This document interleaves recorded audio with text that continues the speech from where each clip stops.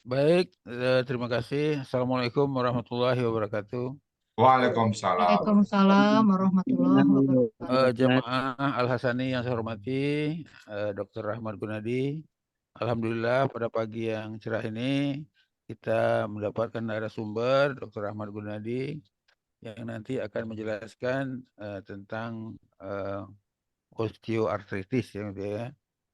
Jadi barangkali dijelaskan nanti terutama mengenai dengkul ya, dengkul, lutut atau lentuat bahasa Palembangnya begitu ya, lentuat dan banyak pada ibu-ibu gitu ya.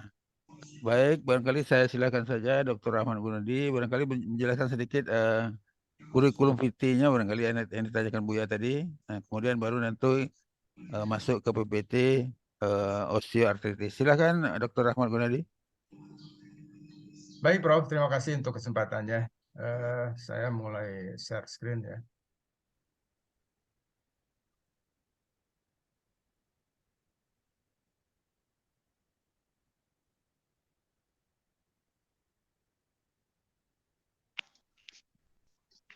Ya, sudah kelihatan. Saya belum full screen ya. Sudah? Sudah.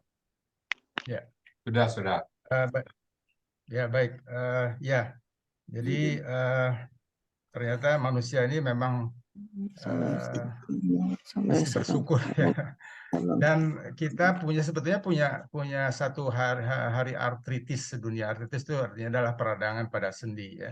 Jadi dunia memperingati ada hari AIDS, ada hari lupus, ada hari hipertensi, ada hari ginjal ya, itu ada hari jantung, kesehatan jantung. Nah, untuk persendian ini dunia memperingatinya pada setiap tanggal 12 Oktober dan selama bulan Oktober itu sebagai suatu hari artritis dunia ya. Ini adalah siapa saya secara ringkas ya, cuma di sini tidak saya cantumkan tempat bekerja saya sekarang. Di divisi reumatologi Hasan Sadikin saya tidak lagi memeriksa pasien tapi hanya terlibat di dalam pendidikan spesialisasi dan konsultan ya. Sedangkan saya sekarang bekerja praktek mandiri di rumah di Jalan Parakan Permen nomor 9, kemudian di Rumah Sakit Muhammadiyah di Jalan Banteng nomor 53 Bandung dan di Rumah Sakit Edelweiss ya di Jalan Soekarno-Hatta nomor 550 di Bandung ya. Itu saya. Jadi pada Ba'da subuh hari ini saya akan ajak sahabat-sahabat di metode Al-Hasani untuk mengenal osteoartritis ya. Jadi kita dikarunia oleh Allah tuh demikian banyak tulang ya, pada saat dilahirkan itu kita jumlahnya adalah kira-kira 300 ya, dan kemudian nanti setelah dilahirkan kemudian nanti ada beberapa tulang yang nanti menyatu sehingga nanti setelah kita dewasa kita hanya punya 260 tulang ya. Kenapa demikian ya? Karena pada saat kita bayi dan ingin keluar dari rahim ibu, maka ada beberapa tulang yang masih tidak menyatu. Kenapa demikian? Karena pada saat melewati jalan lahir tentu saja itu satu sama lain dari tulang-tulang itu harus saling memipihkan diri sehingga kepalanya bisa masuk ke dalam rongga jalan lahir ibu ya. Nah, kemudian pada perkembangan selanjutnya beberapa tulang yang tidak perlu terpisah-pisah tersebut kemudian menyatu dan jadilah seperti sekarang kita yang seumur sebegini ya. Nah, jadi sendi itu sangat penting ya, baik kita sebagai seorang makhluk yang individu maupun juga sebagai makhluk sosial ya. Karena kita syariatnya kita mau ke tempat kerja harus bisa berjalan ya, kemudian bergerak ya, di rumah juga kita mengerjakan berbagai pekerjaan rumah tangga juga kita perlu gerakan-gerakan yang luas ya, dan otot-otot kita kuat, kemudian ditunjang oleh sendi juga yang baik ya fungsinya. Dan pada saat beraktivitas sosial, misalnya kita juga bisa berhaji, berumroh, ya, kemudian kita bisa ke tempat pekerjaan, ke tempat-tempat reunian, ya, dan lain-lain. Itu membutuhkan mobilitas yang baik, ya. Gitu. Jadi baik menyangkut pekerjaan maupun itu misalnya olahraga dan lain-lain. Nah, kalau misalnya terjadi gangguan pada sendi, maka akan terjadi nyeri yang kronik, ya. Artinya nyerinya adalah berlangsung terus-menerus, atau bisa saja nyeri akut atau nyeri yang sewaktu-waktu mendadak, tetapi itu bisa juga dominan karena dia bolak-balik timbul ya. Nanti mungkin kita akan bicara mengenai asam urat itu di kemudian hari ya. Dan ini tentu saja akan menimbulkan penurunan kualitas hidup ya. Nah, sehingga kita akan menimbulkan nyeri ya pada saat kita bergerak, itu nyeri, bisa nyeri di panggul ya, bisa nyeri di lutut, bisa nyeri di ankle, bisa nyeri di pinggang ya. Jadi kualitas hidup seperti ini akan membuat kita menjadi kurang bisa menjalankan fungsi kita sebagai hamba Allah ya, sebagai yang disuruhnya ibadah, menjadi khalifah dan lain-lain ya. Nah, nyeri sendi ini bisa disebabkan oleh berbagai hal ya. Jadi kalau di dalam ilmu reumatologi, artinya ilmu mengenai reumatik itu lebih dari 200 macam penyakit ya. Saya tentu saja pada hari ini tidak akan menyampaikan semuanya ya. Nah, yang beberapa hal yang memang penting yang paling sering mengganggu di masyarakat itu adalah nanti ada osteoartritis ya. Osteoartritis itu adalah satu proses peradangan sendi yang tadi Buya ilustrasikan antara lain ya dipengaruhi oleh penuaan ya, tetapi bukan satu-satunya. Bisa juga nanti kita lihat beberapa faktor yang lainnya seperti disampaikan Buya tadi di dalam surat Yasin ayat 50 ayat 68 ya.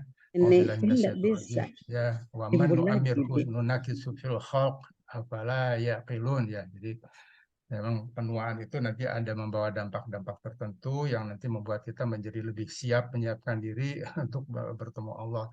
Nanti ada yang lainnya, artritis reumatoid ini adalah yang biasanya dimulai dari usia muda ya, bisa usia muda, bahkan cucu saya yang usianya 4 tahun pada saat dia kena itu mengalami artritis reumatoid ya. Jadi itu termasuk penyakit autoimun. Ada juga nanti yang masuknya sebagai reumatik jaringan lunak, itu nanti yang suka ada misalnya kadang-kadang nyeri di pergelangan tangan, kemudian jari-jari kita itu susah digerakkan, bisa jadi atau setelah digerakkan setelah dia menekuk kemudian tidak bisa diluruskan, itu namanya reumatik jaringan lunak. Ada yang namanya tendinitis misalnya. Itu mengenai tendon, dia ada peradangan pada salurannya sehingga dia jadi tidak lentur, tidak mulus gerakannya. Dan ada juga yang gangguan sendi yang terkait karena adanya timbunan asam urat ya, timbunan asam urat pada sendi-sendi ya, pada daerah sekitar sendi yang menimbulkan rasa nyeri hebat tetapi tidak terus-menerus awalnya ya, sifatnya misalnya begitu kena, begitu sakit hebat sehingga tidak bisa berjalan, dan nanti berakhir setelah seminggu 2 minggu, nanti kemudian timbul lagi misalnya 1 tahun kemudian ya, berulang ya. Nah, kita bicarakan adalah osteoartritis. Nah, kalau kita lihat pada diagram pie di sini ya, kita bahwa osteoartritis itu menempati yang sebagian besar dari penyakit-penyakit reumatik ya. Ini ada osteoartritis ya. Ini hampir 70% kasus-kasus reumatik itu di masyarakat ya, itu didominasi oleh osteoartritis ya. Jadi artinya disebut, masyarakat suka menyebutnya walaupun mungkin tidak tepat, tapi tidak ada persamaan yang lainnya ya dalam bahasa Indonesia. Disebutnya pengapuran sendi katanya ya. Pengapuran sendi. Memang ada ininya juga, ada benarnya ya. Nah, ini yang juga dari 69% ini juga nanti 70%-nya seperti kata Prof. Khairil tadi. Jadi sebagian besar adalah osteoartritis yang mengenai lutut. Ya bisa salah satu, tapi pada umumnya kedua lutut ya. Nah, ini kita lihat bahwa juga ternyata bukan hanya di Indonesia, justru secara umum di seluruh dunia, bahkan ini di majalah Time itu pernah memuat bahasan yang khusus mengenai osteoartritis ya. Sedemikian banyaknya karena ini jadi memang mengurangi kualitas hidup dan mengenai ratusan juta manusia di dunia osteoartritisnya, karena memang saking banyaknya itu tadi terkait nanti misalnya bukan hanya proses menua tetapi juga proses kegemukan ya. Jadi pada dasarnya ya adanya ketidakseimbangan antara daya muat daripada sendi, terutama sendi lutut misalnya yang besar, sendi panggul ya, itu untuk menopang ya berat badan ya, gitu. Misalnya Allah mendesainnya misalnya untuk berat badannya itu nanti mungkin 60 kilo, nanti misalnya orangnya bisa 80-90 kilo. Tentu saja tidak akan sesuai kan gitu ya. Jadi nanti hasil akhirnya adalah sebuah gangguan kesehatan ya. Nah, ini yang tadi ya. Jadi pengapuran ya. Ini ada yang suka bilang encok. Nah, encoknya malah di mana di sini? Ternyata di lutut ya yang paling banyak tadi. Tetapi bukan hanya bisa mengenai lutut. Kalau kita lihat di gambar yang sebelahnya ini, di skema ini ya, bisa di leher, bisa di pinggang ya, kemudian di panggul, di lutut tuh yang makanya lingkarannya lebih besar dan paling banyak ya. Bisa juga di jari-jari tangan ya, di jari-jari tangan ini nanti akan timbul ada jendilan-jendilan pada tulang-tulang nanti yang akan menimbulkan rasa nyeri kan ada regangan pada pembungkus tulang ya. Nah, ini yang sebagai ilustrasi bagaimana suasana artritis di seluruh dunia ya. Osteoartritis di seluruh dunia itu memang kalau kita lihat di sini misalnya pada wanita ya itu lebih banyak ya dan memang itu seperti tadi kata Prof. Hairil itu merupakan salah satu faktor risiko ya menjadi wanita itu. Oke, nah lalu apa gejalanya? Ya beda dengan tadi misalnya kalau yang reumatik karena asam urat ya itu timbulnya mendadak, hebat nyerinya ya kemudian juga disertai bengkak dan kemerahan ya dan nanti biasanya berakhir seminggu atau 2 minggu. Nah kalau pada osteoartritis timbulnya perlahan ya mula-mula nanti misalnya mungkin pada saat naik turun tangga baru terasa nyeri ya. Tapi makin lama kemudian pada saat tidak bergerak juga jadi nyeri ya. Dan rasa tidak nyaman di lutut itu disertai rasanya itu nanti makin lama makin meningkat ya. Lalu nyerinya itu biasanya saat digunakan berjalan ya misalnya kemudian misalnya juga pada saat kita jongkok ya kadang-kadang memang bisa disertai radang ya kalau memang sudah sampai pada tingkat di mana ada gangguan yang menyangkut juga rawan sendinya itu kemudian terjadi hablur sehingga nanti akan masuk ke dalam rongga sendi sini ya ini yang gambar yang sebelah sini lalu kemudian timbullah proses peradangan juga ya. Nah jadi kalau yang di tangan ini yang seperti di foto ini ada tangannya menjadi sedikit bengkok-bengkok dan kemudian ada jendilan-jendilan di ruas-ruas jari yang paling ujung ya. Nah, ini yang lebih jelas lagi barangkali ya. Jadi di lutut ya, di panggul, sendi panggul sini, di pinggang, di leher ya dan di jari-jari terutama jari-jari yang sebelah ujung ya, bukan ruas-ruas jari yang sebelah pangkal ya. Dan bisa juga kadang-kadang mirip seperti orang dengan reumatik karena asam urat itu bisa juga mengenai ibu jari ya tetapi beda nanti pada saat diperiksa oleh dokter ya. Nah ternyata juga Allah juga memberikan suatu sinyal pada dokter ya perbedaan-perbedaan kalau misalnya osteoartritisnya itu dialami oleh seorang laki-laki yang relatif masih lebih muda ya 40 tahun ke bawah 50 tahun ke bawah maka dia yang dikenai biasanya sendi panggul sini ya kemudian kalau misalnya pada orang yang sudah lebih tua 60-an tahun ya 50 tahun ini kena lutut.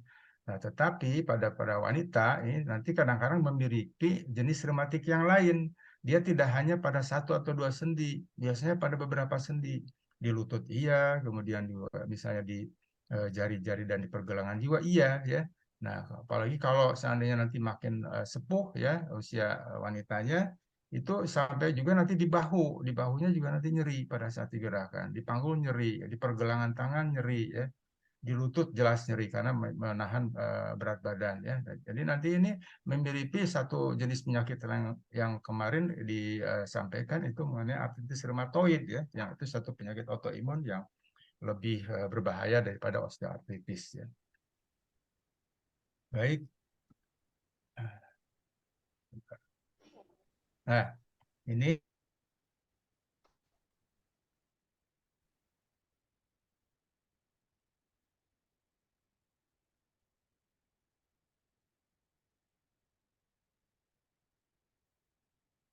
Halo, gangguan sinyal barangkali ya.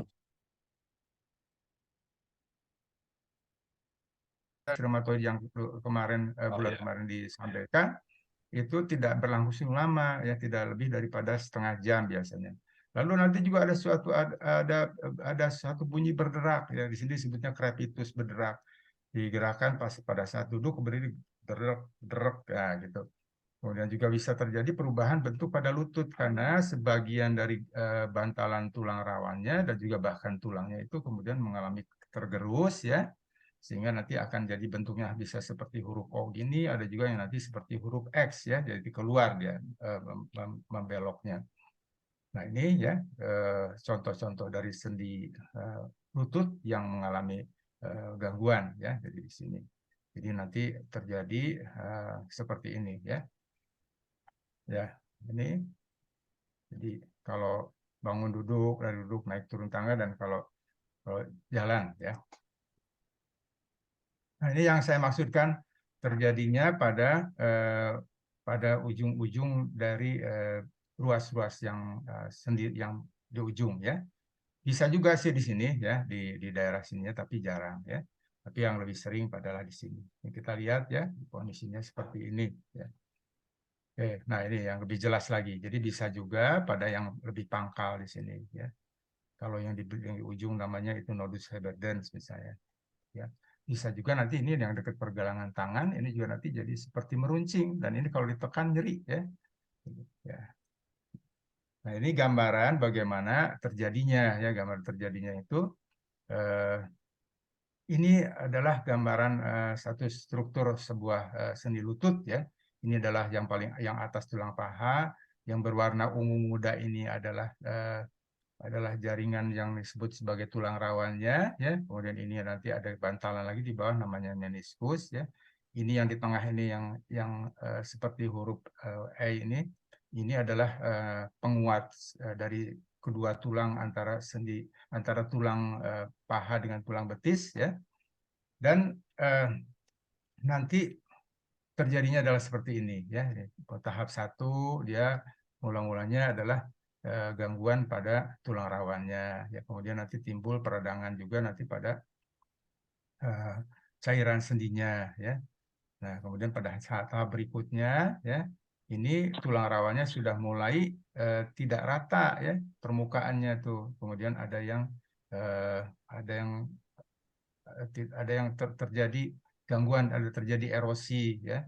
Nah, kemudian pada tahap selanjutnya sebagian dari tulang rawannya sudah tergerus habis ya gitu. Sehingga nanti bentuknya juga menjadi compang-camping seperti ini. Nah, pada tahap berikutnya lagi nanti tentu saja nanti akan terjadi gesekan yang langsung antara tulang dengan tulang. Nah, kalau sudah tahap begini ya, ini sudah tahap lanjut ya, maka ini tidak bisa hanya dengan obat, tidak bisa hanya dengan fisioterapi. Nanti teman-teman di ortopedi nanti akan membuat mengerjakan ini menjadi diganti dengan sendi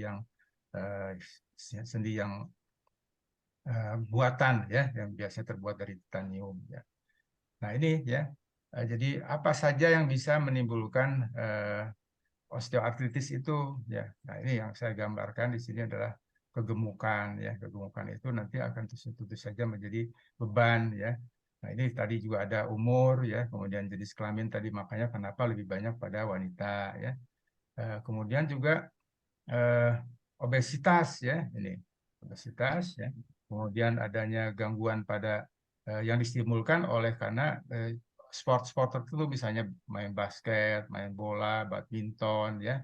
Jadi bukan tidak boleh, tapi nanti kadang-kadang ada orang yang saking sukanya itu suka lupa gitu ya. Jadi nanti sampai berlebihan mainnya ya. Dan juga bisa juga karena adanya faktor kelemahan pada otot ya. Nah, kemudian juga bisa nanti gangguan misalnya ada kaitan dengan hormon ya. Makanya misalnya terjadi pada ibu-ibu yang sudah postmenopause ya.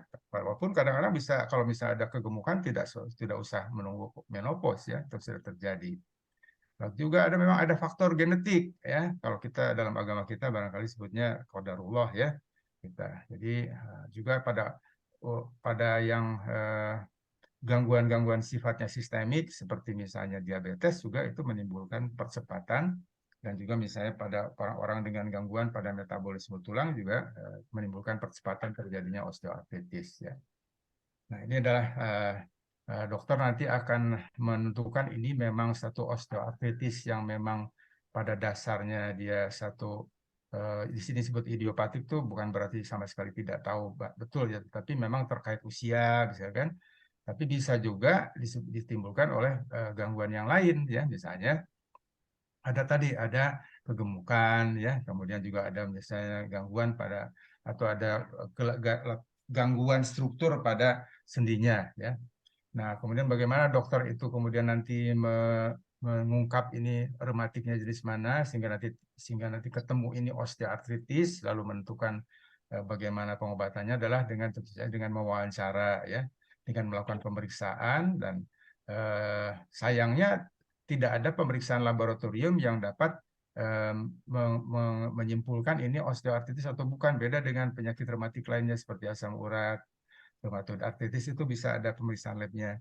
Ya, pada umumnya adalah laboratorium ini adalah justru untuk menyingkirkan ini reumatiknya bukan reumatik yang lain. Ya. Yang bisa membantu dokter nanti adalah selain pemeriksaan fisik dan wawancara adalah adanya pemeriksaan ronsen ya. Nanti pada saat ronsen itu nanti kelihatan di sini ya. Jadi kalau ini yang baru derajat 1 yang tadi ya, kemudian ini derajat 2 seperti ini sudah mulai menyempit celah sendinya karena memang rawan sendinya sudah lebih menipis ya.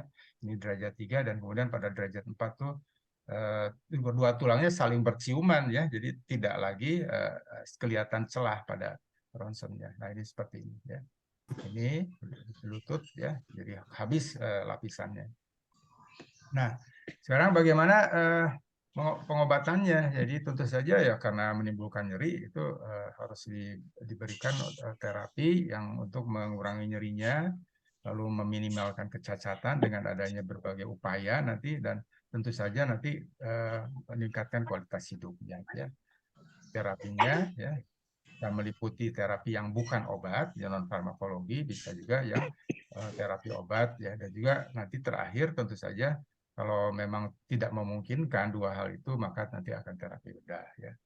Nah, ini jadi nanti pencegahannya atau terapinya bahkan juga itu kita tidak boleh berlebih berat badan ya, dan hindari aktivitas yang memperberat ya, menggunakan alat bantu. Nanti dikompres hangat kalau dia tidak bengkak, tapi kalau dia bengkak kompres dingin.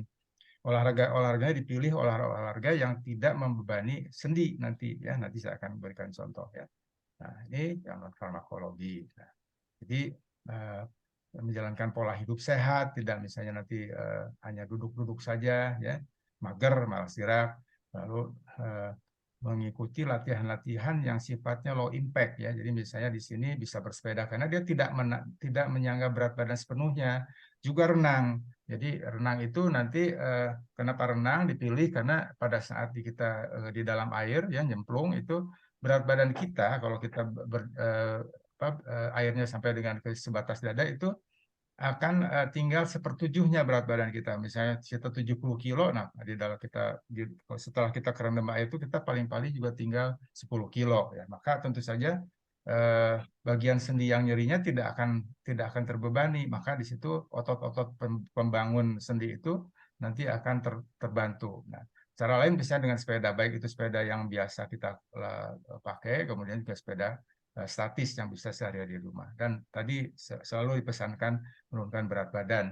Karena menurunkan berat badan itu 10%, maka nyerinya nanti dan masalahnya akan berkurang sampai dengan 50% ya. Jadi nanti bonusnya besar ya. Menurunkannya 10%, tapi bukan dalam sebulan tentu saja. Bisa dicapai dalam 1 tahun atau 2 tahun ya. Nanti kalau dibagi per bulan kan tidak begitu banyak ya. Nanti itu akan menyelesaikan masalah sampai 50% ya. Nah, juga tentu saja hindari satu posisi-posisi yang nanti akan menyiksa si lututnya ya. Kalau kita yang kena lutut, kita jongkok ya, dihindari melompat ya. Dan mungkin kita akan membutuhkan alat-alat bantu ya, dari mulai yang diterapkan langsung pada lututnya seperti ini ya. Pakai deker, berbagai macam deker, bisa juga pakai tongkat yang satu begini, bisa juga kalau nanti sudah lebih sepuh maka biasanya kita menggunakan walker ya. Dan sepatunya juga nanti kalau memang sudah ada gangguan misalnya pada tadi yang sendi lututnya menceng keluar atau menceng ke dalam, maka nanti sepatunya dibuatkan khusus sehingga nanti sol dalamnya nanti akan ada ganjal misalnya ya. Oke, nanti kompres hangat tadi ya. Kemudian juga penguatan otot-otot nanti seperti yang digambarkan di sini pada keadaan sambil duduk ya, dilakukan gerakan melipat dan meluruskan, mengikat dan meluruskan. Bisa juga pada saat pelatihannya itu adalah dengan cara sambil berbaring ya. Jadi sama sebetulnya gerakannya penguatan otot-otot yang ini ya, quadriceps dan otot-otot hamstring. Karena dengan penguatan otot ini tentu saja nanti akan terbantu sehingga sendinya tidak hanya ditopang oleh tulang rawan dan tulang dan kapsul sendi, tapi juga oleh otot yang memegangnya. Ya, nanti itu akan meringankan. Ya. Ini adalah ilustrasi di mana olahraga-olahraga dalam air, ya. Jadi water based sport, ya. Renang dan juga bisa hanya kalau misalnya takut renang maka pakai pelampung kemudian jalan aja di air kira-kira setengah jam ya. Bersepeda tadi sudah disebutkan ya. Oke. Nah, jadi ini tidak usah dikaitkan dengan misalnya makanan-makanan tertentu kalau osteoartritis itu ya. Memang misalnya sayur hijau, kacang-kacangan itu beda dengan kalau memang asam urat, memang ada kaitannya ya. Walaupun tidak sebanyak kaitannya misalnya dengan jeroan. Jadi kalau osteoartritis tidak ada kaitan dengan makanan ya. Jadi kecuali ya tadi makanan-makanan yang dapat menimbulkan kalori berlebih sehingga berat badannya berlebih ya gitu. Nah, tentu saja ini konsultasikan dengan dokter dan juga nanti hati-hati pengobatannya karena obat-obatan yang untuk mengurangi nyeri sendi atau menghilangkan nyeri sendi itu ya tidak semuanya aman ya, termasuk misalnya salah satu yang harus diwaspadai adalah yang kita suka sebut sebagai satu obat yang namanya NSAID ya, non steroid anti-inflamasi drug. Jadi obat-obat yang sifatnya mengurangi peradangan yang bukan steroid ya. Ya, tidak ada tempatnya penggunaan steroid pada orang dengan osteoartritis kecuali nanti dengan dilakukan suntikan ya. Dan juga hati-hati ya herbal tertentu yang ternyata biasanya kalau herbal tertentu itu ada yang memang yang asli, tapi juga banyak sekarang yang memalsukan itu padahal bukan herbal, berbahan kimia obat tapi digunakan seolah-olah itu herbal ya, sehingga timbullah berbagai gangguan karena biasanya isinya ya NSAID dan steroid itu ya. Steroidnya nanti menimbulkan mukanya jadi bulat ya, kemudian jadi perutnya jadi membesar lemaknya ya, kemudian kakinya otot-otot jadi mengecil dan lain-lain ya. Nah, jadi obat-obatannya ada yang dioleskan di lututnya, kalau di lutut kemudian disuntikan dan juga ada yang diminum ya. Nah, terapi bedah ini ya, jadi untuk mengenalkan saja tentu saja ini yang lebih kompeten adalah teman-teman di ortopedi ya, ini tentu saja saya tidak bisa mengerjakan sendiri, dikonsultasikan ya. Tapi pada dasarnya ya sendi yang mengalami gangguan itu diganti dengan alat yang seperti ini ya. Ini kita disebut tindakan itu adalah artroplasti ya. Jadi sebagai ringkasan ya, osteoartritis itu adalah merupakan nyeri sendi yang paling sering dialami oleh orang di seluruh dunia ya. Dan kita dapat mencegahnya dengan menerapkan pola hidup sehat ya.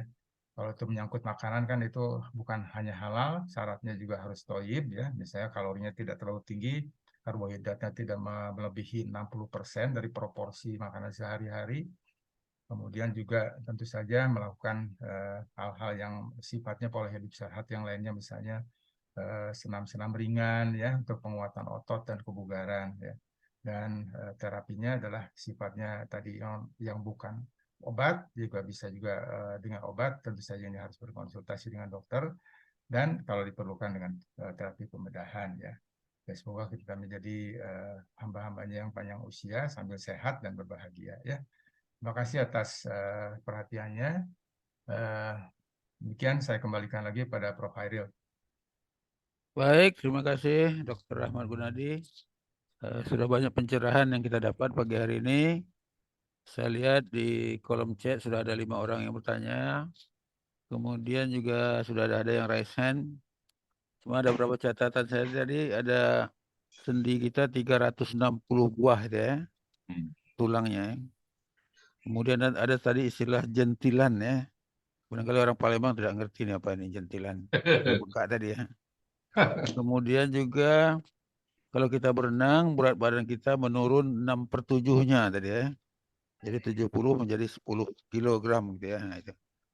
Berkali itu yang saya tangkap ya tadi.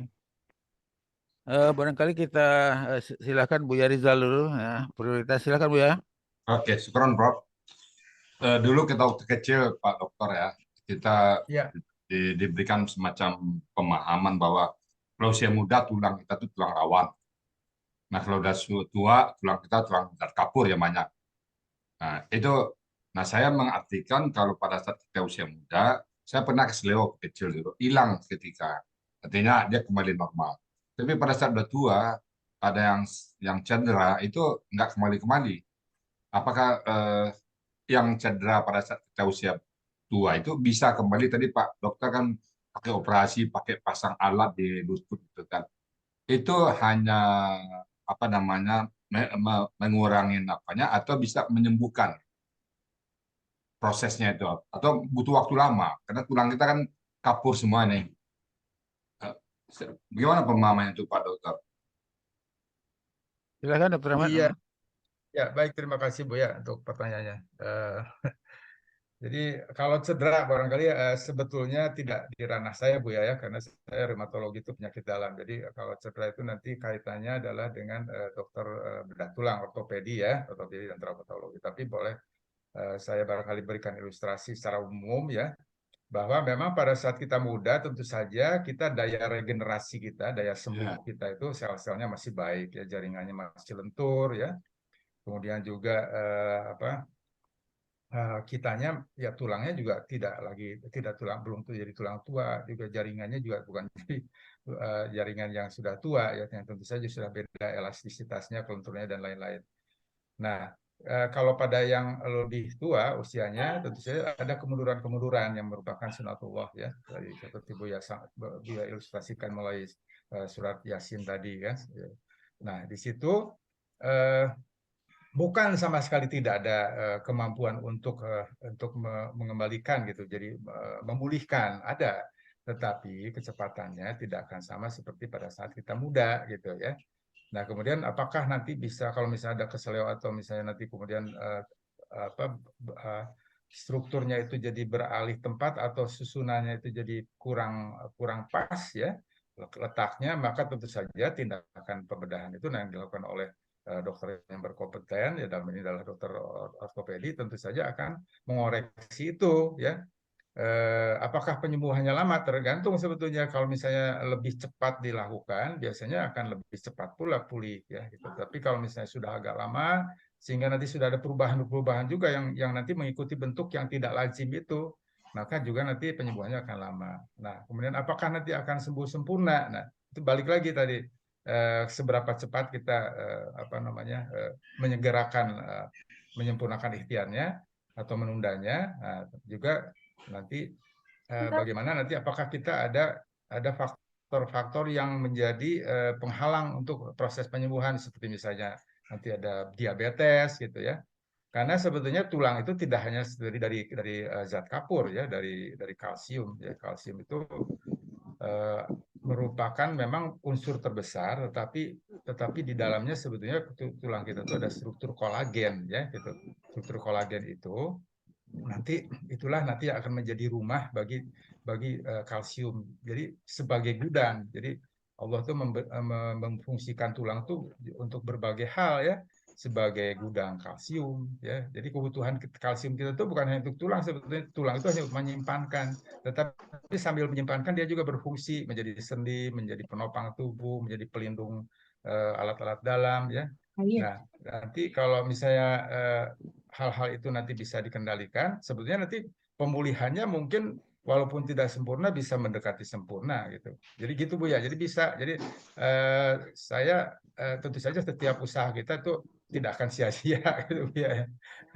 Ya, terima kasih Bu ya. Baik, cukup Bu ya. cukup. Baik, terima kasih Dr. Rahmat. Kita masuk ke kolom chat. Saya lihat ini ada 7 di sini. Pertama dari Ibu Mariam Ali Patel. Assalamualaikum dokter. Saya sudah terkena osteoartritis, terutama di lutut. Sudah berobat di poliortopedi bertahun-tahun. Hanya dikasih obat terus. Obatnya Celebrex, Celecoxib. Saya hanya minum bila terasa sangat nyeri. Nah, apa ada makanan atau suplemen yang bisa membantu mengurangi? Hatur nuhun. Nah, silakan Dr. Ahmad. Ya, baik. Terima kasih ya, Bu, untuk pertanyaan yang sangat berguna ini. Jadi memang untuk osteoartritis ini sayangnya memang tidak seberuntung apa ya jenis-jenis penyakit reumatik yang lainnya yang sudah ada secara definitif, lebih definitif ya, obat-obatan yang dapat mengendalikan perjalanan penyakitnya gitu ya.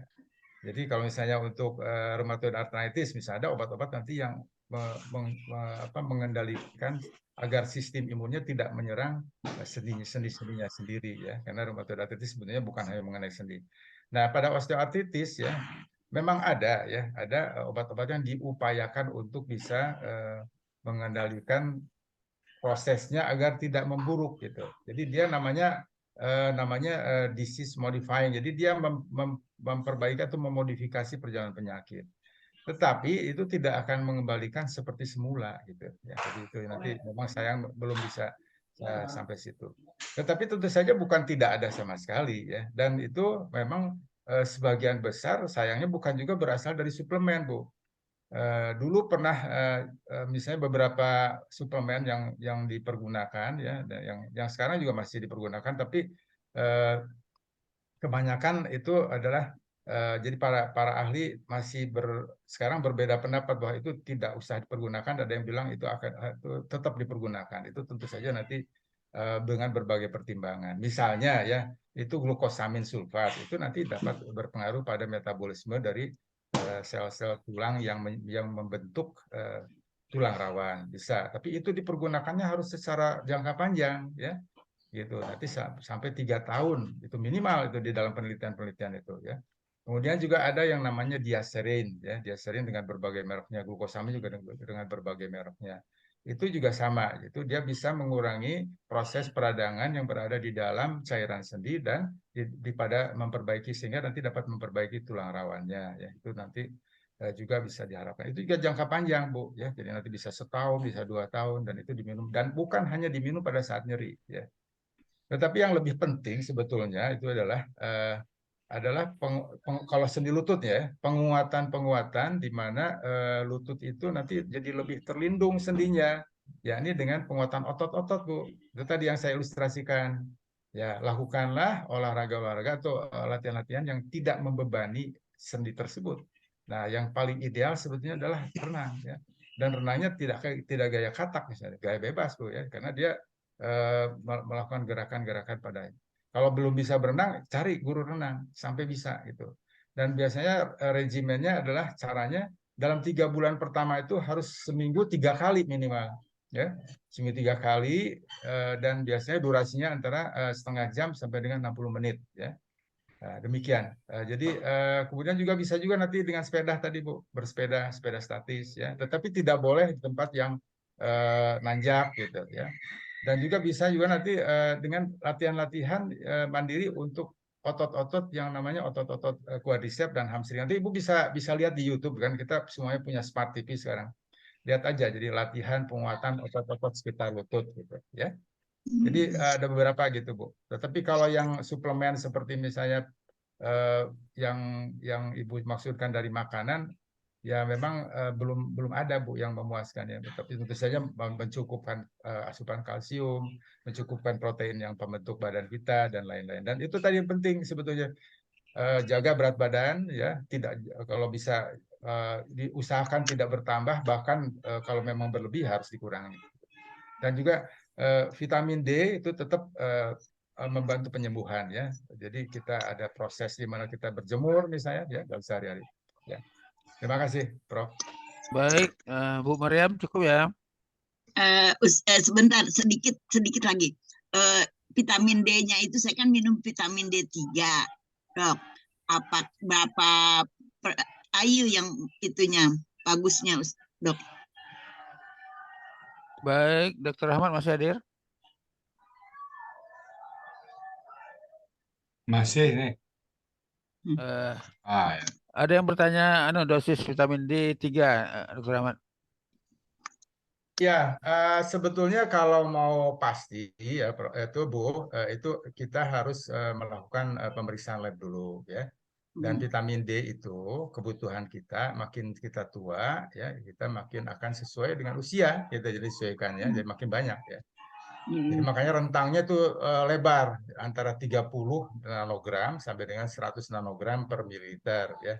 Nah, sebaiknya Ibu kalau memang merasa tidak bisa berjemur, maksudnya apakah ada kendala ataukah memang situasi rumahnya tidak memungkinkan untuk berjemur, apalagi muslimah ya karena menyangkut aurat misalnya, maka periksalah Bu itunya kadar vitamin D dalam darah ya. Oh ya, Ya, ya Dok. nanti kalau misalnya kurang dari 30 nanti akan ada kebutuhan untuk menggunakan suplemen itu ya. Gitu nanti bisa tergantung dari besarnya perbedaan dari apakah dia kurang normalnya gitu Bu ya. Nah, jadi kalau misalnya kalau antara 30 sampai 100 misalnya Ibu nanti diperiksanya ternyata 40 umur Ibu 60 misalnya kan. Nah, tinggal 20 bedanya kan. Itu tidak usah pakai suplemen lagi Ibu kalau memang memungkinkan diperjemur aja. Tapi sebaliknya kalau nanti ternyata diperiksa kadar vitaminnya hanya 12 ya. Misalnya itu mutlak membutuhkan suplemen untuk membayar Kekurangan. kekurangannya tadi. Nah, sedangkan berjemur juga tetap harus Ibu lakukan, dibutuhkan. Karena apa? Karena kalau suplemen itu hanya bertahan 3 hari Bu dalam badan kita. Ya. Tetapi kalau dari hasil kita berjemur 20%, 30% kulit kita dipaparkan, ya, dan itu tidak usah terlalu lama ya, cukup seperempat jam sampai paling lama juga 20 menit dan juga pada saat tidak terlalu terik. Nanti kalau Ibu misalnya mau lebih pasti sebetulnya kalau Ibu tinggalnya di mana misalnya kan itu nanti diukur UVB bukan diukur, ada prediksi ultraviolet B, jadi ultraviolet indeksnya pada saat itu di tempat kita berdiri itu tidak boleh melebihi 7 karena itu juga akan membudaratkan kesehatan kulit tuh. Kalau jamnya Pak Dokter 3 jam apa itu Pak Dokter? Jamnya itu bervariasi Bu ya. Jadi bervariasi itu maksud saya makin ke lintang utara tuh makin nanti kita butuh lebih lama nanti berjemurnya ya. Kalau di Bandung jam Nah, berapa? tapi yang jelas kalau di Bandung itu biasanya kalau saya ukur menggunakan menggunakan aplikasi UV Mate ya, namanya UV Mate, UV Mate.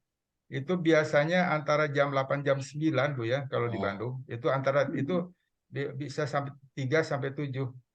Jadi Jakarta sama nanti Sentul dengan Bandung sama lah ya. kalau di Jakarta kayaknya lebih cepat Bu ya karena memang lebih rendah kan ya itunya Sentul posisinya dekat, daripada Sentul dekat Bandung. Bandung. Sentul mungkin sama dengan Bandung ya. Jam 8 sampai 9. Dokter, karena kalau jam di atas. Baik, sebentar. Siapa? Satu lagi, ini glukosaminnya itu berapa banyak sehari dan berapa kali gitu Dok? Saya minumnya. Ya. Dan ini Ya. saya kan punya ada sepeda statis juga, tapi saya kan ada pembengkakan jantung. Jadi kalau pakai itu terus kayaknya nggak enak gitu loh jantungnya. Itu gimana tuh Dok? Ya, kalau untuk glukosamin ya, glukosamin itu nanti Ibu harus pastikan dulu Ibu pertama tidak sedang menggunakan obat-obat yang dikategorikan oleh dokter sebagai pengencer darah, nggak boleh ya, karena nanti akan meningkatkan kinerja pengencer darah glukosamin itu. Kedua, Ibu kalau misalnya Ibu diabetes dan diabetesnya gulanya belum terkendali, itu juga Ibu sebaiknya tidak usah menggunakan glukosamin ya gitu. Nah, kalau misalnya nanti Ibu tidak ada hal-hal itu yang membuat Ibu tidak baik untuk menggunakan glukosamin, maka glukosamin itu nanti minimal 1000 sampai dengan 1500 mg sehari. Mau Ibu pakainya misalnya sekaligus 1500 boleh, mau dipakainya misalnya nanti 2 atau 3 kali 500 boleh gitu ya. Begitu Bu. Nah, itu. Baik, terima kasih Bu Mariam. Barangkali kita lanjut terima kasih Dok. Ya, terima kasih Prof. Barangkali saya ke Raisen, silahkan Pak Ahyar, silakan. Pak Ahyar Sihombing. Ya, baik dokter. Saya umur 66 tahun dokter. udah sebulan ini kalau naik tangga terasa dengkulnya agak nyeri, tapi belum nyeri sekali gitu. 2-3 hari yang lalu teman berikan saya madu sama apa namanya cuka apel. Minum 2 kali sehari, alhamdulillah berkurang. Itu ada itu kira-kira boleh diteruskan nggak dokter? Terima kasih dokter. Iya, ya baik. Kalau kalau Bapak merasa lebih baik ya dan yakin itu isinya hanya itu ya madu dan cuka apel, boleh teruskan aja Pak ya gitu. Ya, Oh, jadi makasih dokter. itu nanti jadi nanti tidak usah. Tapi kecuali kalau Bapak misalnya kalau misalnya nanti pengaruhnya itu serentak, misalnya gini, sehari ini Bapak sakit tuh, terus minum itu yang ramuan itu atau suplemen itu ya, besok tuh mendadak terus jadi baik. Nah itu Bapak harus berpikir ini jangan-jangan ada obat kimia yang terselip di dalamnya gitu.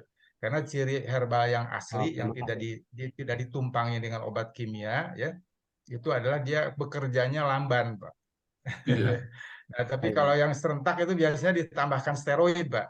Hati-hati Oh, ya. gitu. Jadi, tapi bukan berarti melarang ya saya. Silahkan dilanjutkan, tapi Bapak perhatikan gitu ya. Kalau misalnya nanti mukanya kok jadi mulai bulat gitu, nah, itu hati-hati. Itu berarti mengandung steroid ya.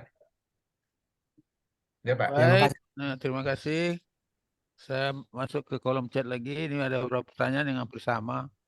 Dari Ibu Wirda Zen, dari Ibu Siti Nurbaya, Siti Nurhayati, Nur Aisyah Nasution ya. Apakah susu high kalsium masih efektif untuk lansia, dokter? Itu dari Ibu Wirda ya. Dari Ibu Siti, Pak Dokter, apakah susu kacang almond bisa membantu untuk suplai vitamin tulang? Nah, kalau dari Bu Nur Aisyah, apakah minum obat Wellmove ya? Data masih ada nih. Boleh kita gunakan untuk pengobatan lutut. Nah, ada 3 penanya, ada masing-masing 1 pertanyaan yang lebih kurang hampir sama. Silakan Dokter Ahmad. Ya, baik. Kita barangkali bicara mengenai masalah asupan kalsium berarti ya kalau susu ya. Gitu. Jadi memang itu susu dapat merupakan salah satu sumber kalsium ya. Tetapi bukan sumber kalsium tidak hanya semata-mata dari susu itu aja ya. Nah, tapi jadi ibu boleh memilih silakan susu ya, yang mana mau misalnya dari susu almond juga bisa. Namun harus dipahami bahwa tulang kita tidak hanya terbentuk dari kalsium, juga tadi ada protein yang namanya kolagen ya gitu. Nah, kemudian apakah kita harus menggunakan susu sebagai sumber kalsium satu-satunya? Tentu saja untuk di Indonesia tidak ya. Karena kita di sini punya tahu ya, punya tempe, bahkan tempe itu lebih bagus lagi kalau untuk kaum wanita. Karena apa? Karena di dalamnya terkandung juga zat antioksidan ya gitu. Kemudian juga terkandung juga selain kalsium juga ada hormon fitoestrogen yang namanya genistein ya. Nah, dia tidak punya efek samping yang nanti seperti estrogen yang dibuat dari hewan atau apa namanya rekombinan yang masih tetap ada risiko untuk misalnya yang ada bakat kanker payudara atau kanker kandungan. Nah, jadi pada tempe hanya sayangnya itu tidak boleh digoreng kering ya. Jadi nanti digoreng lama karena nanti kalau kalsiumnya tidak akan rusak ya.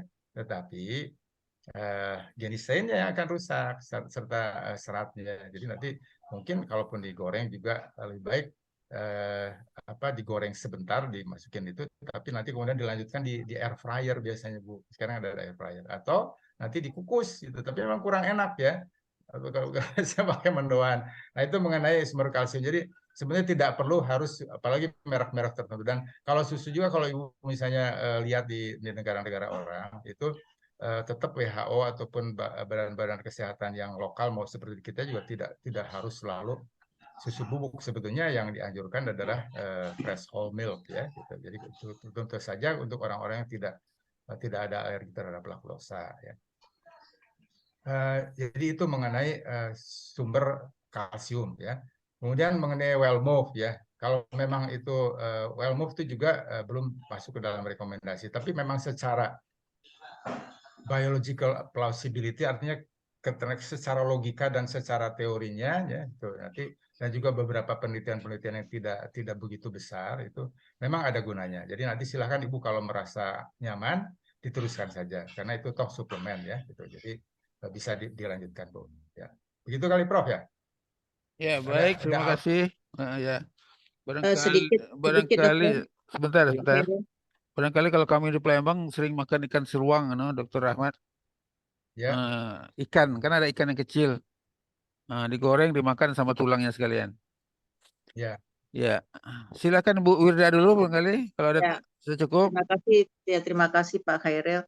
Ini dokter, kebetulan ini waktu pandemi saya punya stok vitamin D 5.000 IU gitu loh dok. Jadi masih ada 1 botol. Apakah ini boleh diminum dok gitu loh? Khawatirnya juga ke ginjal katanya kan dok. Terima kasih dok. Silakan Dokter Rahmat. Iya. Iya Bu, jadi itu tadi Bu. Jadi kita kalau mau mengkaji kita butuh atau tidak, kita sekarang, Ibu sekarang berjemur nggak Bu? Punya kebiasaan berjemur nggak? Minimal misalnya 3 kali, 4 kali dalam seminggu, Nggak ada dok. memapar, Nggak ya? ada dok. Nggak ada dok. Nggak Nggak ada. ada. Iya. Kenapa? Kesulitan untuk menyimpan waktu atau memang situasi rumahnya tidak memungkinkan? Dengan kesibukan dok. Kalau situasi rumah memungkinkan menghadap matahari pagi, halaman juga cukup. Oke, Cuman baik kalau gitu memang itu berarti ada kendala untuk mendapatkan apa namanya vitamin secara natural Ibu ya.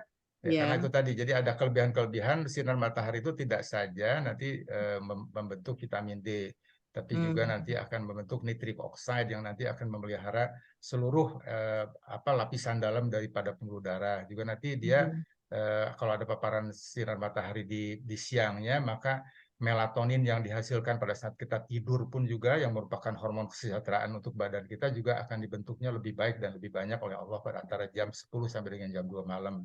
Jadi ada beberapa yang tidak tergantikan hanya dengan vitamin D, suplemen.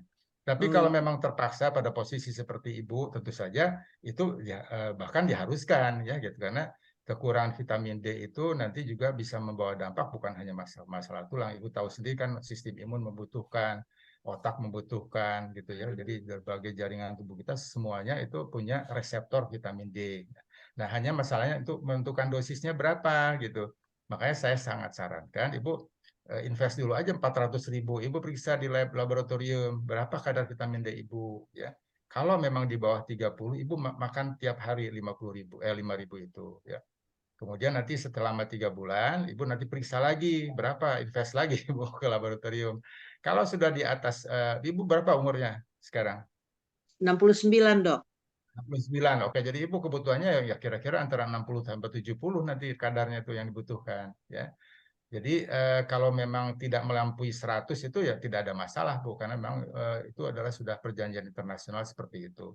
Kekhawatiran terhadap ginjal juga sebetulnya tidak beralasan ya, kecuali kalau ada riwayat batu ginjal ya gitu. Jadi nanti bisa. Dan juga kalau pada orang yang misalnya eksesif asupan kalsiumnya. Tapi pada umumnya tidak ada masalah. Makanya rentangnya saya bilang tadi antara 30 sampai dengan 100 itu tergantung usia kita ya. Jadi silakan Ibu periksa, nanti kalau memang Ibu di bawah 30, Ibu makan aja ya. Tergantung nanti makin banyak kurangnya, bisa di bawah 20, maka nanti ya mungkin sampai 6 bulan nanti Ibu makannya ya. Tapi kalau misalnya nanti kurangnya sedikit, misalnya 25, mungkin 2 bulan, 3 bulan juga cukup tiap hari. Nanti kesananya kalau masih ada vitamin D yang itu, Ibu pergunakan mungkin misalnya seminggu 2 kali, seminggu 3 kali bisa. Karena kan toh dia berumur 3 hari ya vitamin D di dalam tubuh kita itu. Jadi Terima kasih. 5.000 IU ini nggak masalah ya dok ya tiap hari.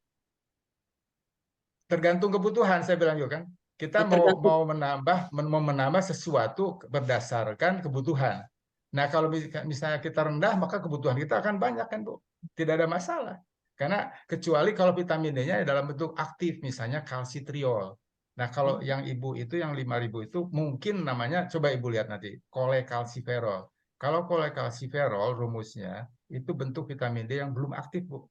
Jadi tubuh nanti yang akan mengatur dia diaktifkan sekali di liver, diaktifkan sekali di ginjal, baru dia jadi vitamin D yang memang bisa dipergunakan oleh tubuh untuk berbagai keperluan ya. Kalau misalnya Ibu ragu, lihat aja itunya di kemasannya itu namanya kolekalsiferol ataukah kalsitriol ya. Kalau kalsitriol memang Ibu harus hati-hati karena nanti menggunakannya itu setiap bulan harus diperiksa kalsium, Ibu. Nah, itu yang Oh, nanti mungkin bisa ada gangguan bukan dia tidak mengganggu ginjal, tapi misalnya kalau misalnya ada riwayat batu ginjal, ya itu kalau kalsitriol hati-hati ya. ini Siferol. kolekalsiferol. Ya sudah, nggak apa-apa. Kalau kalsiferol itu nanti dia tidak akan diaktifkan tidak dalam bentuk aktif. Tubuh kita nanti mengaktifkannya berdasarkan kebutuhan. Oh iya dok, terima kasih dokter. Ya, mari. Baik, untuk Ibu Wirdah, jadi periksa dulu vitamin D di darahnya ya, baru kita tahu butuh atau tidak. Ibu Ya. Nur Aisyah, apa cukup Bu? Alhamdulillah udah cukup, Oh, sudah Prof. cukup ya. Nah, terima kasih. Terima kasih. Kemudian Ibu Siti Nur Hayati. Sudah cukup Bu? Sudah cukup, Prof. Sudah. Baik, terima kasih. Jadi Alhamdulillah. kembali ke kolom yang raise hand. Silakan Ibu Reni Dahniar. Baik, Prof. Assalamualaikum warahmatullahi wabarakatuh. Waalaikumsalam warahmatullahi wabarakatuh. Ya, Pak Dr. Rahmat, saya juga usianya sekarang menginjak 61 ya, baru 61. Ya. Terus pernah juga punya penyakit keluhan lutut itu. Jadi kalau naik tangga sakit, tapi alhamdulillah ini 3 bulan terakhir kayaknya sudah berkurang karena berat badan juga berkurang. Berat badan saya sekarang itu 68 sampai 69 gitu kan, 68 69. Tinggi saya kurang lebih 158. Jadi memang sudah mulai berkurang gitu ya sakitnya. Dan dulu saya sering jatuh, Dok. Saya nggak tahu kenapa kalau mudah sekali jatuh, tersandung sedikit jatuh gitu. Jadi saya dari kecil mungkin ibu saya juga dulu bilang saya sering jatuh gitu. Nah, tapi juga akhir-akhir ini agak-agak saya jatuh terakhir itu 2 tahun yang lalu atau 3 tahun yang lalu lah itu ke sandung sedikit ke lantai yang lantai yang ada beda 3 senti gitu. Saya turun karena nggak turun tanpa hati-hati jatuh gitu. Nah, itu saya nggak tahu apa ada kaitannya dengan kondisi vitamin D dan kalsium saya yang di dalam tubuh yang kurang atau bagaimana? Seperti tadi Pak Dokter juga menjelaskan hal itu. Nah, kalau untuk mengetahui kadar vitamin D dan kadar kalsium dan vitamin D di dalam tubuh kita itu seperti apa dan kemana saya harus konsultasikan itu gitu ya, karena saya beberapa tahun terakhir ini sudah alhamdulillah jarang mengunjungi dokter, dalam artian saya tidak punya banyak keluhan penyakit gitu ya, jadi jarang ke dokter. Kemudian itu dan yang ini juga saya terakhir itu kami mengkonsumsi itu dok, apel malang dengan daun serai itu direbus lalu airnya diminum gitu setiap pagi dalam kondisi perut kosong, dan itu juga apakah itu memang ada efek secara ilmiahnya atau sugesti dan rahmat Allah yang Allah turunkan ketika kita memohon kepada Allah dan Allah kabulkan itu menjadi satu karunia kesembuhan. Seperti juga yang dilakukan oleh Nabi Ayub ya, dalam surat Al-Anbiya 83 itu kan Nabi Ayub sakit sudah 18 tahun dan mengadu kepada Allah dan mengatakan, ya Allah, anni masanni duru wa anta arhamur rahimin gitu. Jadi dan itu yang menjadikan bertahun-tahun Nabi Ayub sakit, lalu dengan senantiasa sabar, berdoa kemudian disembuhkan dan sembuh total gitu ya.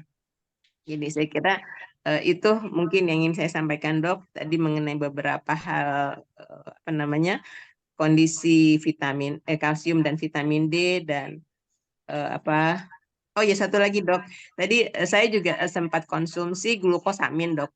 Nah itu apakah ada efek samping dari kita minum glukosamin itu? Kemudian tapi saya tidak meminumnya rutin ini dok. Nah tadi kata dokter itu akan berpengaruh kalau kita minum rutin untuk perbaikan sendi-sendi.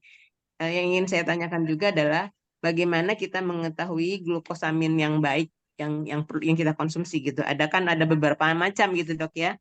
Nah itu yang mana yang baik di antara sekian macam glukosamin itu? Itu saya kira dok Terima kasih. Baik, Assalamualaikum. terima kasih. Silakan Dr. Ahmad. Iya, Banyak ini pertanyaan. pertanyaannya banyak ya. Jadi Mhm. saya tentu saja nanti tidak bisa secara mendetail. Yang pertama adalah mengenai adanya kecenderungan untuk jatuh ya. Jadi ini kelihatannya tidak ada hubungan, tidak hanya berkaitan dengan sendinya gitu ya. Bisa saja memang nanti ada kelemahan pada beberapa otot tertentu di sendi tertentu sehingga nanti refleksnya berkurang. Tapi bisa juga memang itu adalah karena masalah balance ya. Jadi dokter yang paling tepat untuk pertama kali konsultasi adalah menurut saya adalah dokter neurologi ya, spesialis saraf, karena beliau nanti mengenai masalah neuromuskular ya. Nanti biasanya bukan dari sendinya tapi dari otot dan persarafannya. Kemudian mengenai penggunaan glukosamin. Penggunaan glukosamin itu memang dulu di Indonesia tuh pernah beredar glukosamin sulfat yang standar ya, yang diproduksi oleh perusahaan obat yang di luar ya. Itu tapi sayangnya sekarang sudah tidak lagi didapatkan. Tapi makanya beberapa pasien saya untuk memperoleh itu sampai harus mesen-mesen ke Malaysia, ke Singapura misalnya. Jadi saya tidak boleh menyebutkan nama produk tentu saya di sini karena tidak etis ya.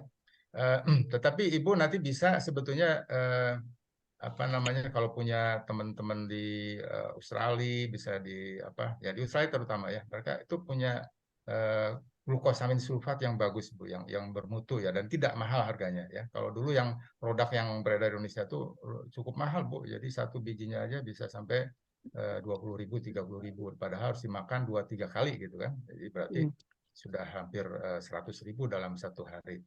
Nah, jadi glukosamin yang hanya saja nanti harus dilihat ya, misalnya glukosamin adalah biasanya glukosamin sulfat yang banyak penelitiannya dan berhasil ya. Gitu.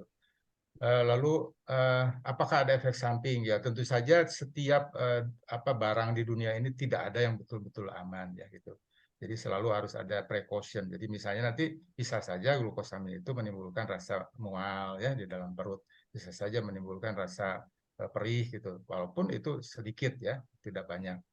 Dan glukosamin juga perlu Ibu ketahui sebetulnya berasal dari cetacea, jadi biasanya dari cangkang kepiting, cangkang udang gitu. Nah, yang murah-murah itu biasanya dari cangkang udang ya. Nanti ada juga yang mahal itu yang biasanya dari shark cartilage Bu, jadi tulang rawan ikan hiu atau dari tanduknya rusa ya, itu mahal-mahal Bu. Jadi buat kita mungkin kemewahan itu ya, jadi tidak akan semua bisa membeli. Jadi macam-macam. Nah, di Indonesia rata-rata itu yang dari cangkang kepiting dan cangkang udang ya, rata-rata ya gitu.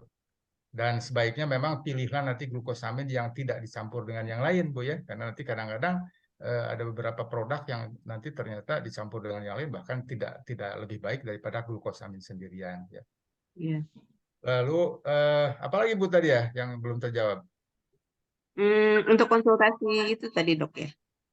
Ya udah tadi kan ke dokter neurologi. Kalsium dan vitamin D itu. Kalau kalsium vitamin D sebetulnya sih ke dokter ahli penyakit dalam cukup ya.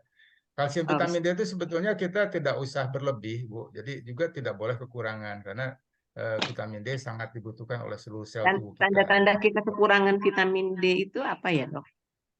Sangat banyak Bu, dan bisa memiripi penyakit lain gitu. Jadi misalnya gini kram, sering kram ya. Karena apa? Karena kalsium itu dia sangat tergantung penyerapannya dengan kadar vitamin D dalam tubuh kita. Walaupun kita kalsiumnya bisa 1000 mg ya. Ibu misalnya 61 berarti kan Ibu sudah menopause, sudah lansia. Nah, itu kebutuhan kalsium Ibu itu 1200 mg. Tapi tentu saja tidak usah harus dari tablet semua kan?